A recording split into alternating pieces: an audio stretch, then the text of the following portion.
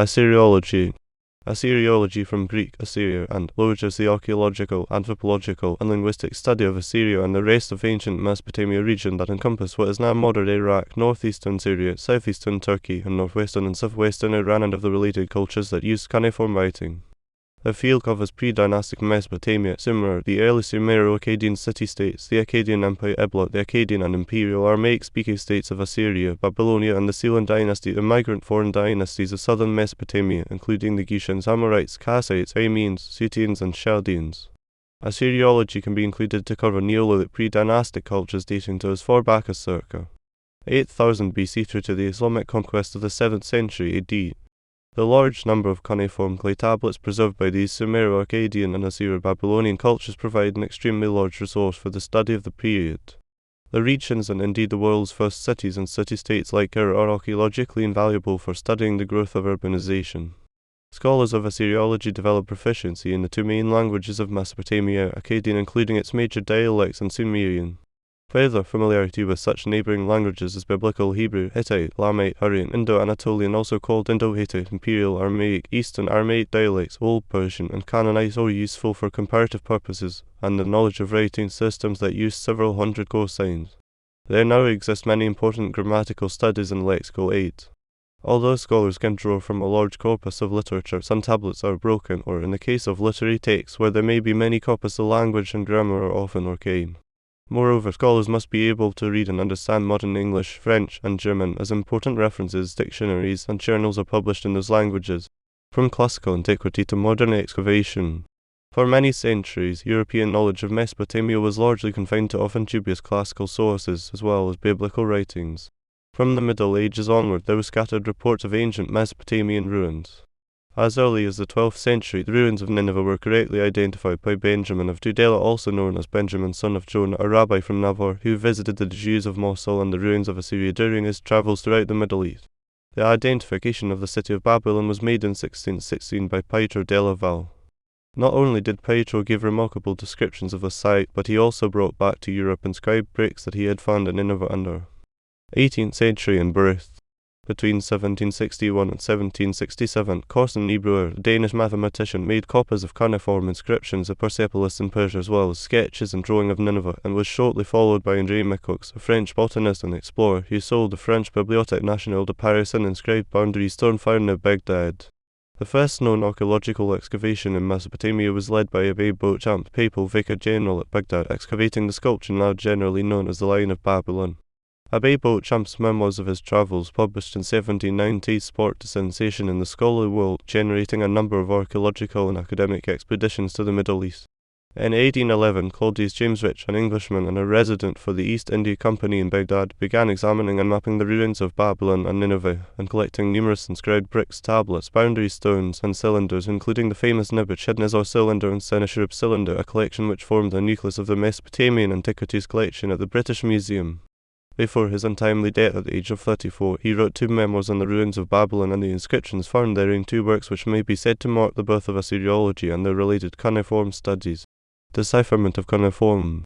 One of the largest obstacles scholars had to overcome during the early days of Assyriology was the decipherment of curious triangular markings on many of the artifacts and ruins found at Mesopotamian sites. These markings, which were termed cuneiform by Thomas Hyde in 1700, were long considered to be merely decorations and ornament.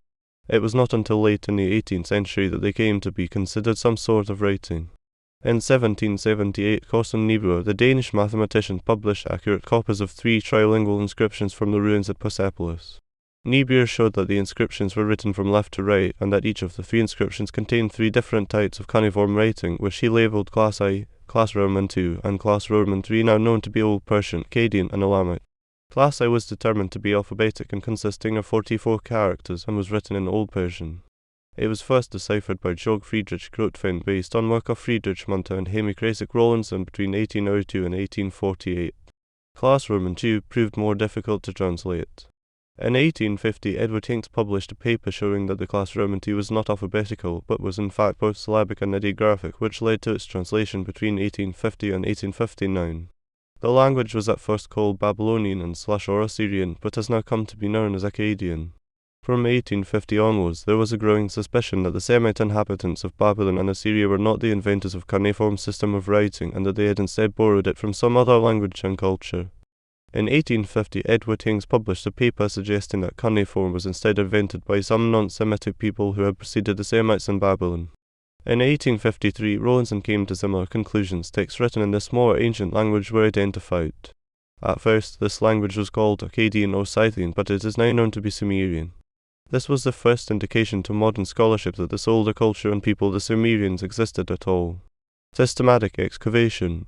Systematic excavation of Mesopotamian antiquities was begun in earnest in 1842 with Paul Emile Botta, the French consul at Mosul.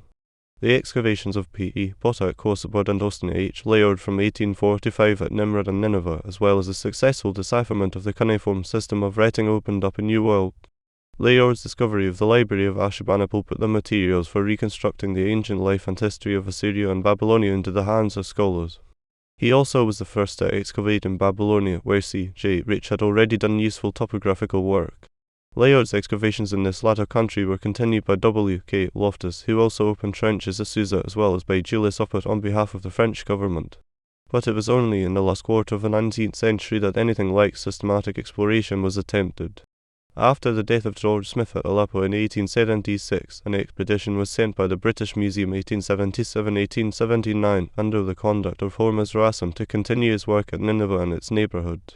Excavations in the mountains of Baal-Tilda called Gabel by the Assyrians, 15 miles east of Mosul, resulted in the discovery of a small temple dedicated to the god of dreams by Ashurnasirpal Ture 883 BC, containing a stone coffer or ark in which were two inscribed tables of alabaster of rectangular shape, as well as of a palace which had been destroyed by the Babylonians but restored by Shalmaneser in 3858 BC. From the latter came the bronze gates with hammered reliefs, which are now in the British Museum.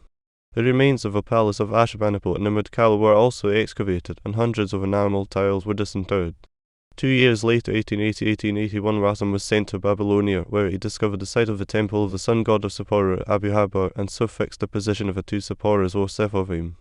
Abu-Habar lies southwest of Baghdad, midway between the Euphrates and Tigris, on the south side of a canal which may once have represented the main stream of the Euphrates, Sippara of the goddess Anune, now dire, being on its opposite bank.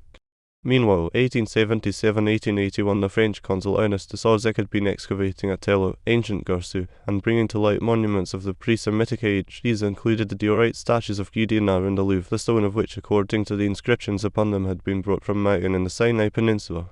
The subsequent excavations of the Sauzec in Tello and its neighbourhood carried the history of the city back to at least 4000 BC, and a collection of more than 30,000 tablets has been found, which were arranged on shelves in the time of Gudea. In 1886-1887, a German expedition under Dr. Robert Coldy explored the cemetery of El Heber immediately to the south of Tello, and for the first time made us acquainted with the burial customs of ancient Babylonia. Another German expedition on a large scale was dispatched by the Orientgesellschaft in 1899 with the object of exploring the ruins of Babylon. The palace of Nebuchadnezzar and the great processional road were laid bare, and Dr. W. Andrew subsequently conducted excavations at Kalat, the site of Ashur. Even the Turkish government has not held aloof from the work of exploration, and the museum at Istanbul is filled with the tablets discovered by Vichel in 1897 on the site of Sippara. Jack de Morgan's exceptionally important work at Susa lies outside the limits of Babylonia. Not so, however, the American excavations 1903-1904 on the E.J. Banks at Bismay-Ada and those of the University of Pennsylvania at Nipper between 1889 and 1900, where Mr. J.H. Haynes has systematically and patiently uncovered the remains of the great temple of El-Lil, removing layer after layer of debris and cutting sections in the ruins done to the virgin soil. Midway in the mound is a platform of large bricks stamped with the names of Sargon of Akkad and his son, Naram-Sin 2300 BC, as the debris above them is 34 feet thick, the topmost stratum being not later than the Parthenier H.C. Hilpray. The Babylonian expedition P-23, it is calculated that the debris underneath the pavement, 30 feet thick, must represent a period of about 3,000 years more, especially as older constructions had to be levelled before the pavement was laid. In the deepest part of the excavations, however, inscribed clay tablets and fragments of stone vases are still found, though the cuneiform characters upon them are of a very archaic type, and sometimes even retain their primitive pictorial forms. Digital Assyriology. Analogous to the development of the digital humanities and accompanying the digitization of the subject, computer-based methods are being developed jointly with computer science, the roots of which can be found in the late 1960s in the work of Gerhard Spohl.